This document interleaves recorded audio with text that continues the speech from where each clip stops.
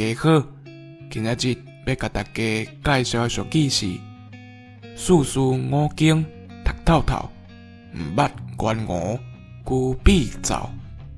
汉字是一个真深刻的文字，咱学规世人的汉字甲汉文，但是若要问我迄五字安怎读，我悬仔读袂出来，因为迄五字咱生本就罕咧用。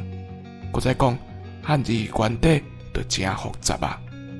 这意思是讲人四书五经背透透，却连久甲必嘛分袂清楚。这个俗语有另外一款形容，就是咧讲人敢若会晓读死册，甲现实状况袂下书，是讲册还册，现实生活若甲册顶悬写的有争差，咱嘛着爱小变巧一下，较袂互人感觉你是咧读死册。以上，感谢收听。